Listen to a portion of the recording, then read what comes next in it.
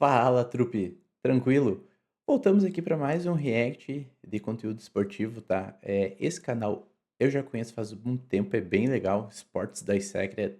Eles mostram estrutura de algumas universidades americanas, do college football, alguns outros esportes também, mas mais voltado no futebol. E tem uma sessão só sobre alimentação. Então vamos ver o primeiro episódio aqui da Universidade de LSU. Nossa queridíssima To achieve success as an LSU. athlete. And in this episode, we're jumping in the kitchen at LSU to see how they harness the power of food to help fuel their athletes' goals.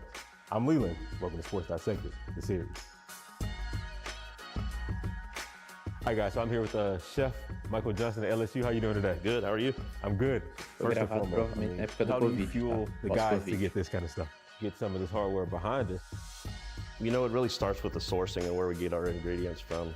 I think that's one of the most important parts. You know, like we buy a lot of local ingredients so that it's not traveling from all over the United States, coming from Louisiana crops and farms. The proteins that we source are antibiotic-free, hormone-free proteins, all clean stuff. Obviously, supporting the fisheries is super important. I mean, shrimp and seafood here is a huge industry, and so if we're buying seafood from overseas or from California, we're not supporting our community. And I think with that family culture, it's all about community. You mentioned kind of earlier off camera that this facility was built in 2019. What specifically do you have your hands in building and putting together the kitchen? So I actually was in the building, watching the building be built. They hired me in April of 2019.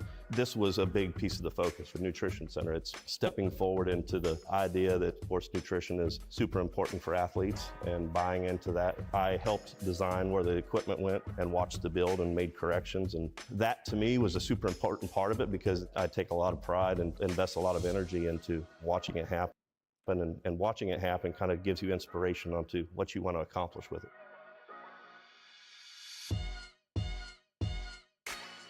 We seed 167 athletes. We have 3 meals a day, 2 to 3 hour meal periods, depending on 160 atletas, 3 refeições por dia. Muita coisa, bicho. the time of year. This is one of the big selling points as a recruitment tool of when you come in and sit down at one of these family-oriented tables, you're not just sitting with your teammates. There's cross-communication amongst the sports, and there's cross-communication amongst the sexes, amongst races. It's really a melting pot of human beings, and it really has that family atmosphere. We don't really get a heavy rush of 167 people all at the same time. They kind of trickle in, trickle out. That allows us time to come out, socialize with them, get feedback about the food, interact with the student athletes, because you know it's building relationships. If we want to know whether they're enjoying it or whether there's something wrong or something's going good, we want to go out and force the interaction and have that moment with them and allow them a voice of what's going on with the food. So we do some fresh cooking. The pizza station's fresh. The sandwiches are fresh. Obviously, like the salad unit, that's kind of a buffet style. You know, they come up and it's self-service. We have ladies at the comfort station. They serve the food for the guests. Is there a favorite station? The comfort station is by and large one of the busiest. It depends on the time of the year and Um franguinho aqui, grelhado, parece estar bem bom, mas parece ter bastante gordura adicionada na preparação. athletes. One of the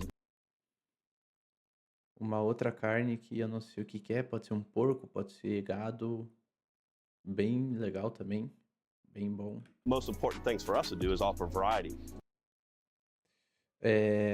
Batata amassada. You know, lighter foods to heavier foods. Aqui a gente consegue ver que tem bastante gordura adicionada na preparação, tá? Olha só a quantidade de gordura que tem por cima do vegetal. Isso daqui deve ser em todos os alimentos, então isso é um pouco triste.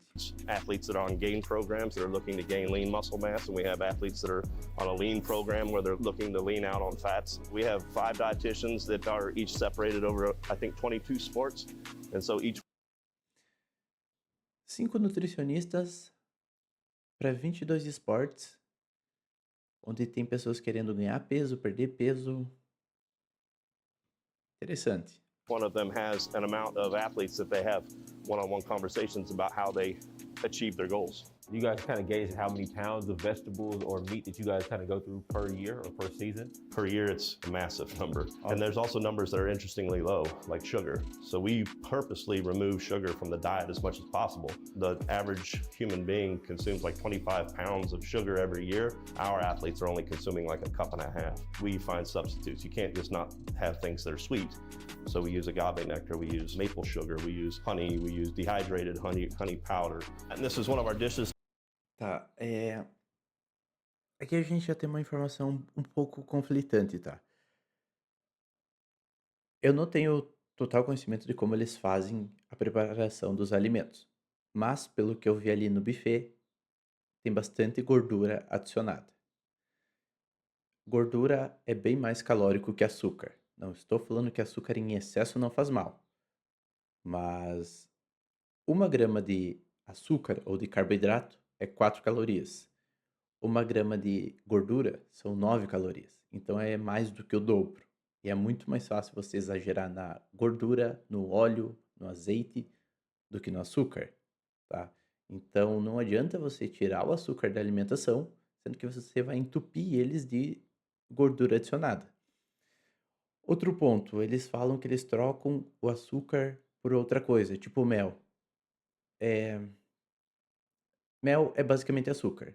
Tem sua diferença química, tem a sua diferença orgânica, mas assim, caloria por caloria é a mesma coisa. Vale a pena eu trocar mel por açúcar? Vale. Assim, talvez seja mais natural, faça melhor para sua saúde, mas é de se pensar, tá? É uma troca que faz um pouco de sentido, mas não tanto. Today, we have a jacketed tilt kettle. In cooking techniques, you have moist heat and you have dry heat. So this is a moist heat cooking technique technically because it's surrounding that kettle with steam and it's not allowing it to get over 250 or 300 degrees inside that chamber, and so it's not going to brown, it's not going to burn. It is a moist heat cooking.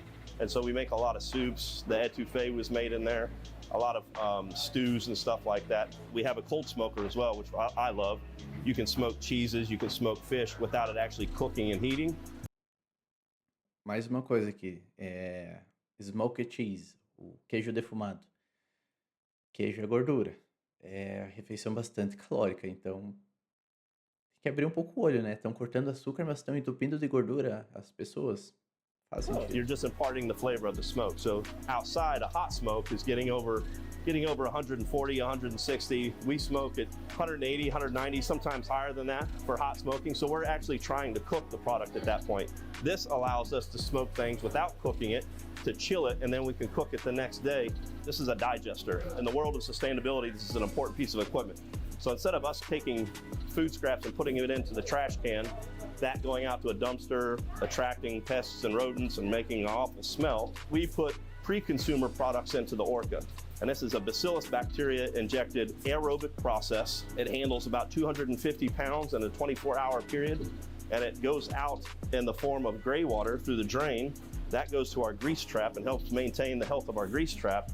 Legal. And instead of us having to clean the grease traps 3 or 4 times a year, we only have to clean them once or twice a year. So there's very little waste in this kitchen. We've reduced our footprint going out the door to waste by about 90%.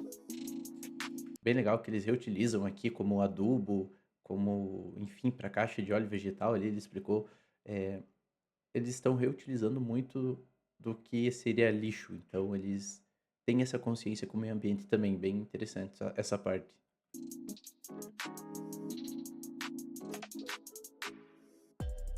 One thing that I really enjoy what we do here is we make fresh pizza. We shred our own cheese, we make our own sauce from scratch, we stretch our own doughs, and it shows in the product. We use Italian tomatoes. It's one of the few things that I do import and buy cans is Italian tomatoes because of the quality. We shred cheese daily. By us shredding it every day, you're getting a moisture-rich cheese that melts nicely. You see how fluffy and light it is?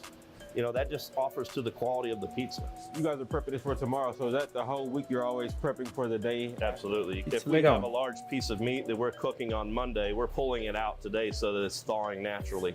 We don't like running things underwater because it rushes the process, right? And water can deteriorate the quality of the food. Sometimes when you stuff something, you'll put one big log in the middle, if you will, and wrap the meat around it and then truss it. Another way is to lay a thin layer or a relatively thin layer across all of it and then roll it so that it kind of has a spiral stuffing to it. And it, it creates something kind of pretty inside. Another important piece of what he's doing there is you want to make sure that the stuffing is even all throughout so that the loin is even all throughout. If you get a thick end of the loin and a thin end of the loin, one end is going to be undercooked, the other end is going to be overcooked when the center of the loin is at its done, right? I plan on just like searing it hard on the top, get like a nice color on it. That way when I finish cooking in the oven, I'm gonna cut slices. It's gonna be in the pan nice, and drizzle my sauce on top of it. You're gonna be ready. Oh, it's gonna be ready. Do you kind of cook off of a feel? Most definitely, I think you have to. For sure. Especially if you love Assim, dá pra ver que o sabor das preparações deve ser tudo muito bom, tá? Os caras têm chefes e uma equipe que sabe muito bem o que tá fazendo com what o you do, alimento. it's all part of the feeling, the passion for what you're doing. All right, so Major, what's the first step? Porém, e a qualidade nutricional? Pretty much, I mean, you got it all laid out for you, so I grab the seasoning, get the seasoning like all sides of it. You're going to season the whole inside of it. Just kind of bring it up and sprinkle it. So when you're seasoning, if you lift it up higher, like you can kind of make it rain, so to speak. Like you get a better spread. The closer down here, you get concentrated areas of seasoning. If you hold it up here, you get more spread. Okay. You get the bread and stuff. So what you're trying to do is form one uniform size all the way across, kind of lump of stuffing there. That's straight? All right. Both sides at the same time. There you go. Now grab the middle. There you go. There. Just keep doing that. Working from the inside out. That's okay. If it falls out, it's fine. All right. There it is. There it is. Chef? Yeah, it's good. That was a damn good job. All right, Chef. So how did you even get to this position? And how can kids kind of aspire to even... Tá aí o problema. Olha a quantidade de gordura que tem na preparação, cara. Difícil. become a chef? It takes a lot of determination, working up from the bottom of a kitchen to come up to executive chef caliber. You have to set yourself aside from the pack. You have to work harder, be willing to put the hours in the kitchen when other people aren't. Developing leadership qualities and paying attention to the leaders above you and how they manage people and care for people. I see myself as a supportive role for my team and just helping them facilitate the things that they're trying to accomplish. In 1999, I was living in Baton Rouge. I got my culinary degree Baton here, Rouge. graduated, went out into the local Baton Rouge environment and met a woman, a girl at that point actually. We had kids, got married, had more kids, and ended up chasing my career back to Kansas City, where I was originally from. Worked there for 6 years, kind of built my career up to a point where I was kind of hitting a stagnant point in Kansas City. And the company that I was working for recognized that I was putting in the hard work, and they gave me a promotion to Seattle to work for the Seattle Mariners. That's kind of where I really started honing my, what I would call previous to that, slow food field cooking, which was developed by the Italians, into that farm-to-table, sustainable. Smoked sausage and sun-dried tomato pasta. Deve ser muito bom, mas essa salsicha aí não é legal. Não é a mesma salsicha que a gente tem aqui, tá? É um pouco diferente, mas mesmo assim é uma carne com bastante gordura, não é legal. Kind of mindset of a chef. Major League Baseball has 81 home games. At some point, I worked 65 days in a row of 18-hour shifts, and I wasn't seeing my family, I wasn't seeing my kids, I wasn't seeing my wife, and she grew tired of it, and our marriage fell apart. So she moved back to Baton Rouge with the kids because this is where her support system was. I had been looking for work down here, but going from the caliber of being a large stadium chef to being a restaurant chef, there's a large gap there in lifestyle, if you will. Then I went to work for the Seahawks, and I developed a lot of relationships there with local chefs who I got to pick their brains for philosophy and kind of, closer, more deeply understand, who I wanted to be as a chef. It was super painful for me to, Opa, volta. who I wanted to be as a chef, Rice bowl proteins, chicken thighs, roasted pork. É, ok. It was super painful for me to, know that they were needing me and wanting me here, and I hadn't been able to accomplish that. 4 o'clock in the morning, I'm pulling my hair out. I'm really stressed out. I get on to Indeed. I typed in executive chef Baton Rouge, and the first job that pops up is LSU. I uploaded my resume, and this is at 4 o'clock in the morning, mind you. And at 10 o'clock in the morning, I get an email saying, would you like to talk about salary requirements? Are you available to talk with me today? And I was actually in the airport flying back to Seattle that day, walking, when I get a phone call from a friend of mine that I haven't talked to in 10 years. And he picks up the phone and says, hey, is this Mike Johnson? I'm like, yeah, this is Mike Johnson. What are you doing, dude? Like, we haven't talked in forever. Long story short, I just got a phone call from a buddy of mine. Did you just apply for a job in Baton Rouge? And I was like, this was 6 hours ago, and he lives in Atlanta. How the hell did you know that I applied for that position? We had a similar friend that was working here, saw my resume come through, and called him and said, hey, is this Mike Johnson? On February 14th, on Valentine's Day of that year, I came down, did a cooking practical, did my interview, and they made me an offer right there. The funny thing is I was still wearing my chef jacket, and I went over to pick up my kids, and I had my Seattle Seahawks chef jacket on. My kids were like, Dad, why are you in your chef clothes? And so I got to tell them on Valentine's Day that day that I was moving to Baton Rouge, and it was What a moment.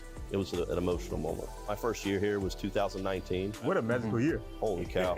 I mean, it was incredible. LSU is an incredible place. The culture here is incredible. Administration, the atmosphere, the weather, the fishing. I love living here. This is my home, and this is my family. Shout out to our partners at The Game Day. The Game Day is a new sports and sports betting media company built for today's fan. Check out the link in our bio and on our community tab for all their great content. Betting